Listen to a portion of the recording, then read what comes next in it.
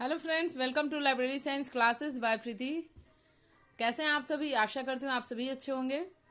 आज के वीडियो में हमारा टॉपिक है लाइब्रेरी साइंस के अंतर्गत अंकन क्या है, व्हाट इज नोटेशन।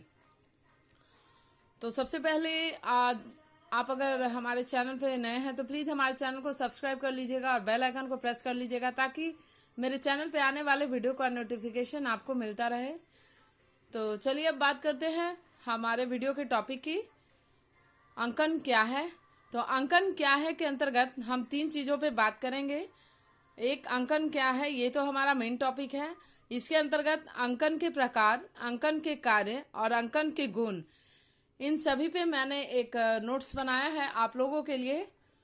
तो चलिए वीडियो को शुरू करते हैं। और सबसे पहले हम जानते हैं अंकन क्या है। अंकन चिन्हों एवं प्रतीकों की एक व्यवस्था है जिसके द्वारा वस्तुओं की व्यवस्था की जाती है, जो निर्धारित वस्तुओं की व्यवस्था को प्रदर्शित करता है। दूसरे शब्दों में यह कहा जा सकता है कि पुस्तकालय के उद्देश्य की प्राप्ति हेतु वर्गीकरण की आवश्यकता होती है और वर्गीकरण की सफलता के लिए विषय को प्राकृतिक भाषा से किसी मानक कृत्रिम भाषा में अनुवाद किया जाता है और इस कृत्रिम भाषा को अंकन की संज्ञा प्रदान की जाती है। अर्थात अंकन जो है वह वर्गीकरण की कृत्रिम भाषा है और अंकन ही वर्गीकरण को गतिशील बनाता है। इस प्रकार यह कहा जा सकता है कि अंकन चिन्हों एवं प्रतीकों की व्यवस्था का कृत्रिम नाम है जिन्हें किसी विशेष उद्देश्य की पूर्ति के लिए गठित किया जाता है, अंकन कहलाता है। तो फ्रेंड्स, ये था हमारा अंकन क्या है। मैं इसको दो लाइन में आपको समझाना चाहूंगी। यहाँ पे कोई भी क्लासिफिकेशन स्कीम में, जैसे कि सीसी, डीडीसी, इसमें क्या है, बुक को अलग अलग कोड दिया जाता है। जैसे हिस्ट्री के कई सारे बुक है तो हर बुक का कोड तो एक ही नहीं होगा, तो उसको अलग अलग कोड में बांटा जाता है और इसी कोड के नाम को क्या जो अंतर्गत जिस शब्दों चिन्हों का प्रयोग होता है, प्रतीकों का प्रयोग होता है, जैसे हिस्ट्री के लिए है डीडीसी में 09 अंक दिया गया है, तो इसी को अंकन बोला जाएगा।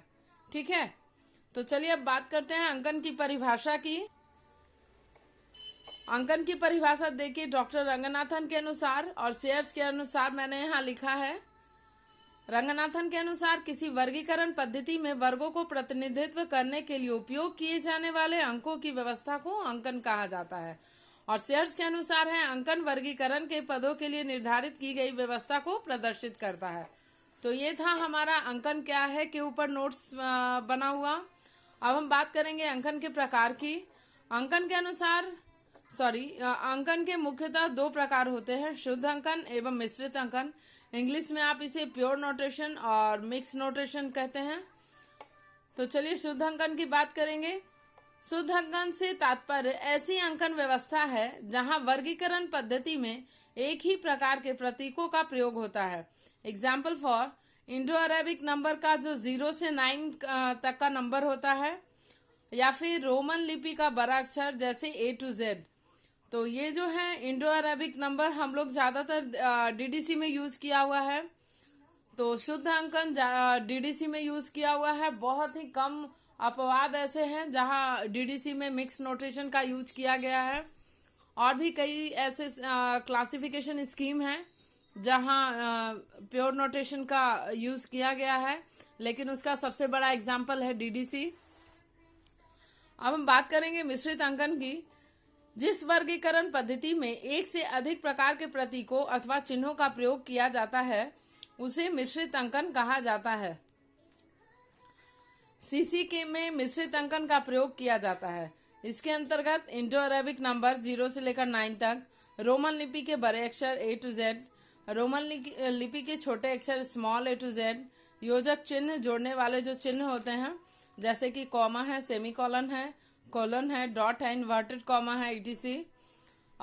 गणित के चिन्ह हैं plus, minus, equal to, multiplication, divide करने का जो चिन्ह है वो, रेशियो का जो चिन्ह है वो यूज किया जाता है। और ग्रीक भाषा का यूज होता है एंड, जो इस तरह से लिखा जाता है, स्टार, स्लैश, ब्रैकेट जो होता है, छोटी ब्रैकेट, बड़ी ब्रैकेट, ये सब ग्रीक भाषा का यूज किया हुआ, ये सब ग्रीक भाषा का चिन्ह है। तो चलिए अब बात करेंगे अंकन की आवश्यकता तथा कार्य की। इसे मैंने 10 पॉइंट्स में डील करा है। नंबर 1 है, पुस्तकालय में मार्गदर्शकों के लिए अंकन का उपयोग किया जाता है। नंबर 2 इज, अंकन शब्दों की क्रम व्यवस्था को निर्धारित करने के लिए मार्गदर्शक का काम करता है। नंबर 3 है, आकारादिक अनुक्रमणिका। आकारादि अनुक्रमणिका यानी अल्फाबेटिकल इंडेक्स का निर्माण अंकन के द्वारा ही किया जाता है। नंबर 4 है, इनके द्वारा प्रलेखों को निधानियों पर व्यवस्थित करने में मदद मिलती है। नंबर 5 है, अंकन द्वारा सूची पत्र के व्यवस्थापन में भी मदद मिलती है। नंबर 6 है, अंकन का उपयोग लेखक, चिन्ह, ग्रंथांक एवं क्रमांक प्रदान करने के लिए किया जाता है। नंबर 6 है, स्मरणशीलता को व्यवहारिक स्वरूप प्रदान करने में अंकन का उपयोग होता है। नंबर 8 है, अंकन वर्गीकरण प्रणाली में सदैव एक प्रतीक के रूप में कार्य करता है।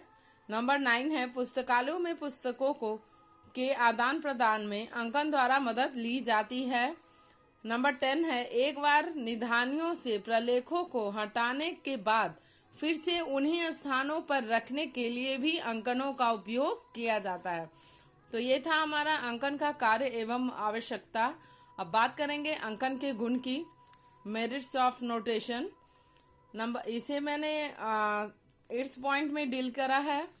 नंबर 1, अंकन को आसानी से लिखा और पढ़ा जा सके, अंकन ऐसा होना चाहिए। और नंबर 2, अंकन आसानी से याद किया जा सके। नंबर 3, अंकन आसानी से दूसरे को समझाया जा सके। अंकन बहुमुखी होना चाहिए। अंकन के बनावट के अंतर्गत उसमें स्मरणशीलता का गुण हो।